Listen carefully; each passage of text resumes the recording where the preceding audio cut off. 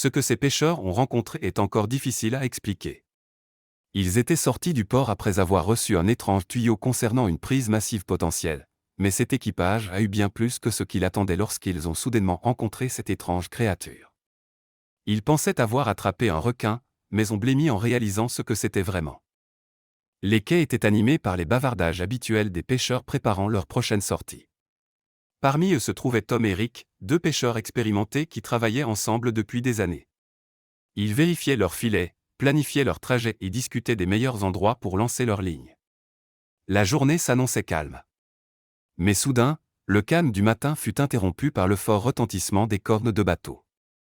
Tous se tournèrent vers deux compagnies rivales de pêche entrant dans le port, leurs équipages criant de joie. Il était clair qu'ils avaient une grosse prise, leurs bateaux tanguant sous le poids du poisson frais. Après que les deux bateaux rivaux se furent amarrés à côté de celui de Tom et Rick, un marin au large sourire sauta à terre. « Il se passe quelque chose d'étrange à ces coordonnées, les amis, dit-il en tendant un petit bout de papier à Rick. Une zone d'eau chaude est apparue de nulle part. Elle attire des poissons de très loin, ils sautent littéralement hors de l'eau.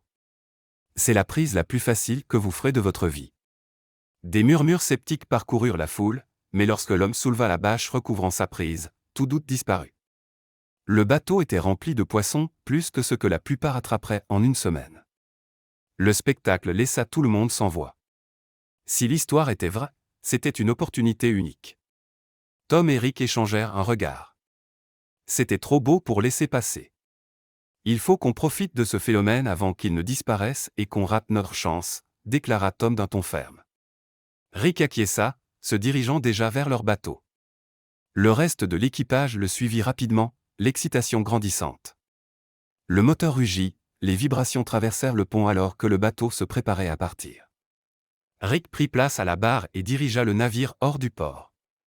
Plus il s'éloignait, plus le silence devenait profond.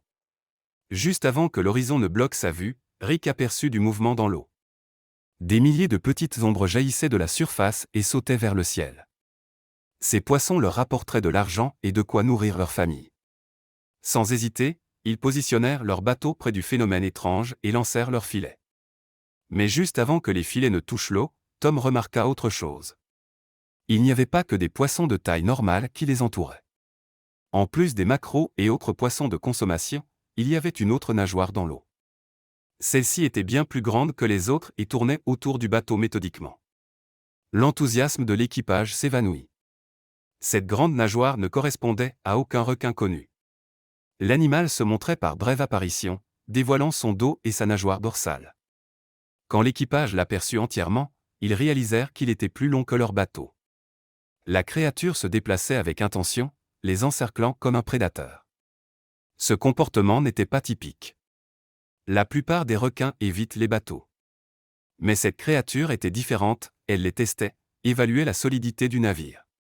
L'animal accéléra, disparaissant et réapparaissant de manière imprévisible, sa nageoire tranchant l'eau. Puis la situation s'aggrava. Le filet de pêche s'accrocha à la créature. Un instant, ils pensèrent qu'il tiendrait bon, mais le filet n'était pas conçu pour contenir un animal de cette taille ou de cette force. Utilisant toute sa puissance, l'animal se tordit et trancha les cordes épaisses sans difficulté, se libérant, ainsi que tous les poissons attrapés. Leur prise entière fut perdue en quelques secondes, et leur matériel détruit. Rick regarda les restes de leur équipement. L'attaque avait été délibérée. La créature avait visé le filet avec précision, pas par hasard. Elle ne faisait pas que les repousser, elle les sabotait. Alors que l'équipe récupérait le filet détruit et se préparait à faire demi-tour, l'animal émergea entièrement pour la première fois. La créature massive jaillit hors de l'eau, révélant son énorme corps gris-bleu. C'était une chose qu'ils n'avaient jamais vue. En retombant dans la mer, l'onde de choc fit violemment tanguer le bateau. L'équipage, sonné, retrouva son équilibre et échangea des regards déconcertés. Ce qu'ils avaient vu était indéniable. Ce n'était pas un requin. L'équipage resta figé en silence, les yeux fixés sur la créature massive, essayant de comprendre ce qu'ils voyaient. L'animal se mit à sauter hors de l'eau de manière erratique à environ 200 mètres. Ce n'était ni gracieux ni ludique, cela semblait frénétique. Étrangement, les petits poissons imitaient ses mouvements. Rick observa l'eau, inquiet. Le phénomène de cette eau chaude ne semblait plus naturel. Il y avait un schéma, mais des éléments clés manquaient. Et si ce n'était pas naturel du tout, proposa timidement un jeune membre de l'équipage.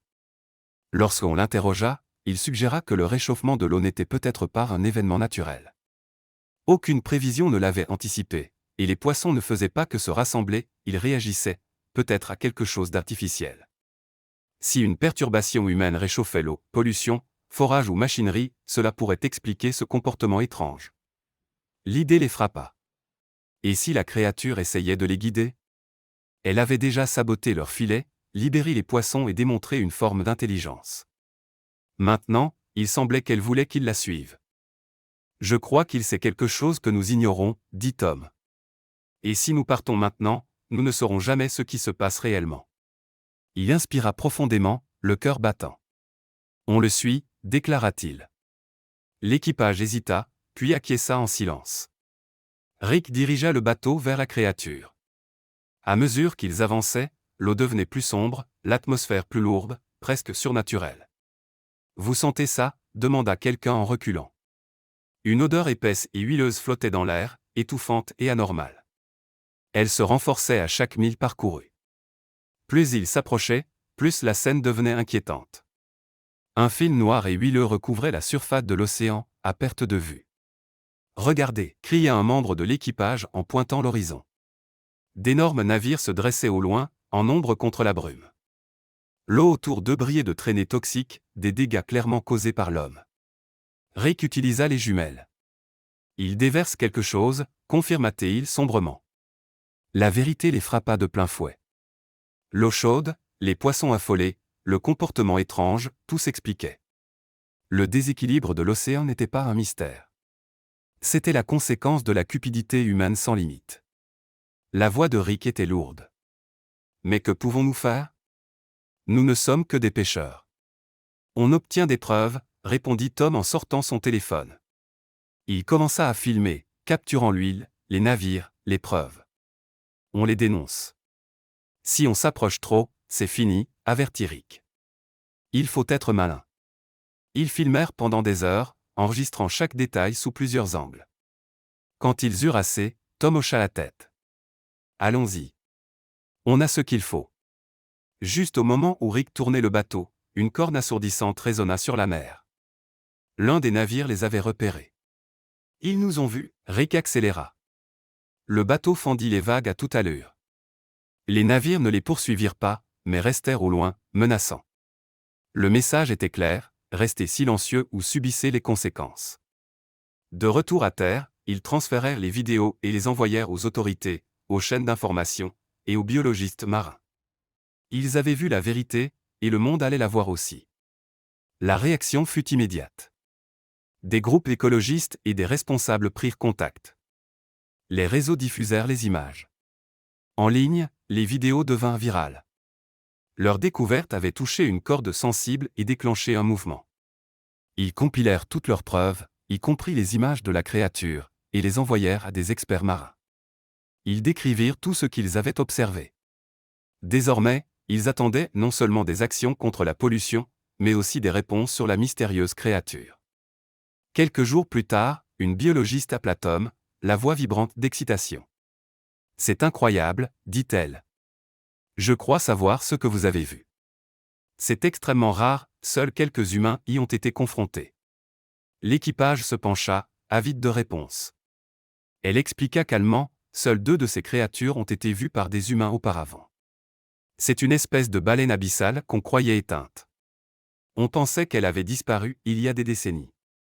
Aucune observation confirmée, jusqu'à maintenant. Grâce à vous. Elles évitent normalement les humains, poursuivit-elle. Timide, intelligente et protectrice de leur habitat. Mais celle-ci vous a approché. Elle a brisé ses habitudes, pour une raison. Elle défendait son foyer, l'océan. L'équipage resta sans voix. Donc elle savait, murmura Tom. Ce n'était pas un simple instinct. Elle a vu ce qui se passait, et elle a essayé d'y mettre fin. La biologiste acquiesça. Vous avez eu de la chance. Peu de gens vivent une telle chose.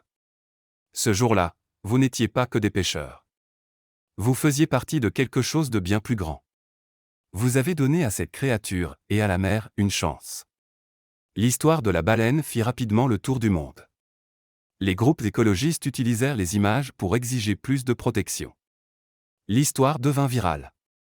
Ce qui avait commencé comme une simple sortie de pêche déclencha un mouvement global. Les entreprises responsables furent sanctionnées.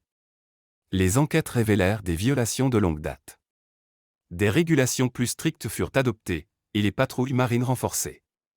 La mer avait désormais des défenseurs, tout avait commencé avec un équipage, et une baleine. On a sauvé plus que des poissons, dit Rick en regardant l'océan. On a sauvé un morceau d'histoire. Quelque chose de rare et de magnifique. Cette baleine nous a rappelé ce qui compte vraiment. Tom hocha la tête.